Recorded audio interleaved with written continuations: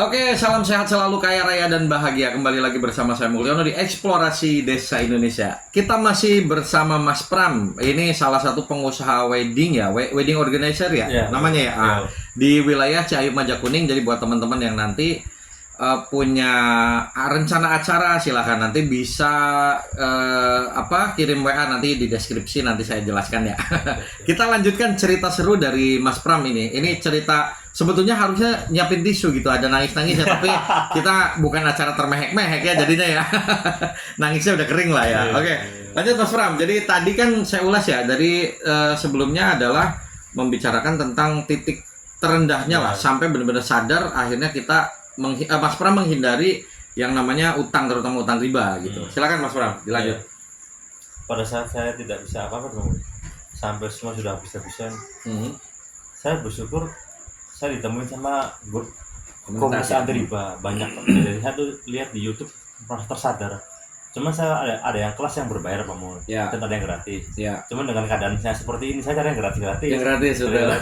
Karena buat makan aja alhamdulillah, gimana yang berbayar, dan emang kelasnya mahal tuh, ada yang jutaan. Oh, jutaan ya. Ada yang berapa lah. Nah, tapi kudarullah alhamdulillah ada juga teman-teman yang berbayar, dia sudah lunas dan ingin ngebuka untuk orang-orang seperti saya Bang. Dan ini semuanya gratis.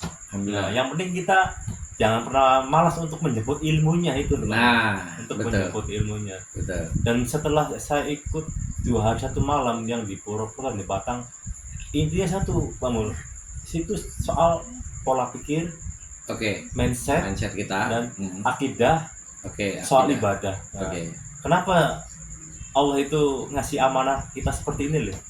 Nah, mungkin ada sesuatu, dan itu yang saya rasakan Bang. Setelah saya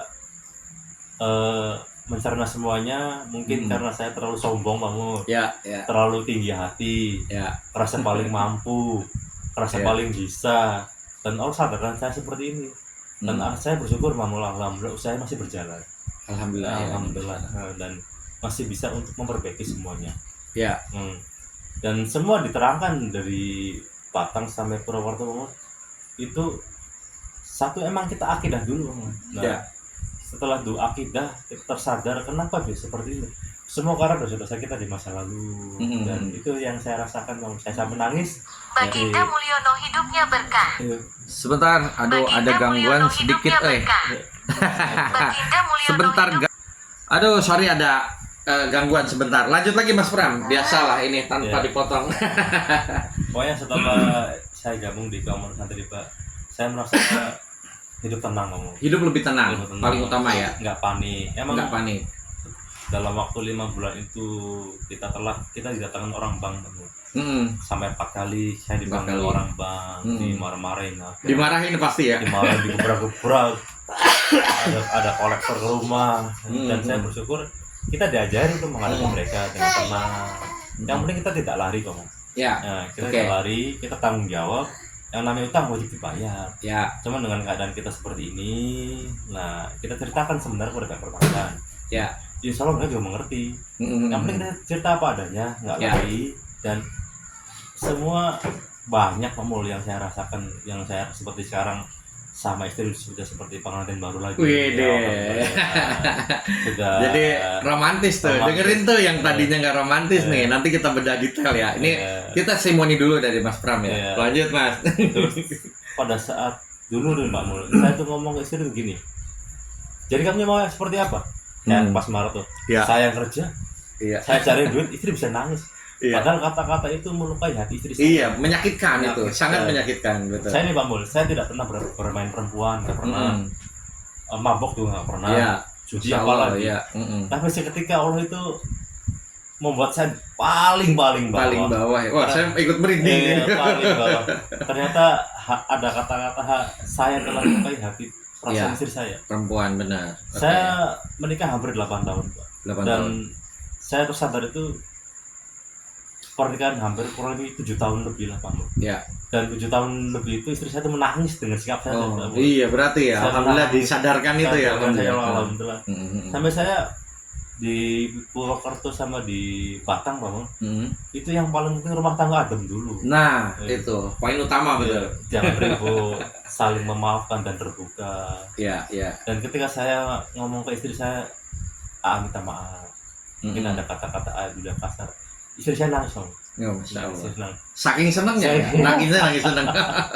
Sampai istri saya ngomong gini, tuh kasar. Kalau ngomong tuh tidak pernah dipikir. Emang setelah yang saya rasakan, sukses saya tuh ada doa istri di sana. Itu doa istri. Dan pada saat saya tidak punya apa-apa, sudah habis-habisan dalam artian tabungan minus, dengan di bank masih antara 400 juta kurang lah Pak Mula.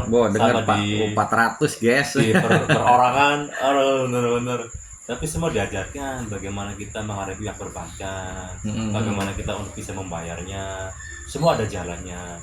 Cuman yang namanya pihak perbankan tidak pernah mau karena mereka harus bayar. Karena mereka tugas juga kan. Jadi kita juga harus bareng sama-sama mengerti.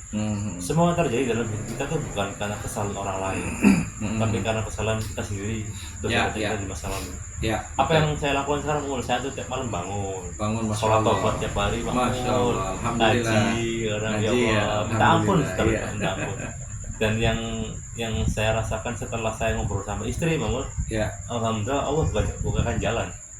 Sekarang usaha yang alhamdulillah rame. Alhamdulillah ya, mulai berjalan lagi ya. Yang dulu kalau untuk dekor di kampung-kampung sekarang udah bisa keluar kota. Alhamdulillah ya. Udah bisa jauh-jauh lah, alhamdulillah. Itu Allah yang memudahkan. Saya ditemukan sama tim-tim yang benar-benar profesional Pak. Alhamdulillah. Yang di bidang sama-sama di bidang saya yang amanah. Alhamdulillah. Kalau dulu tuh waktu masih bergelimang riba.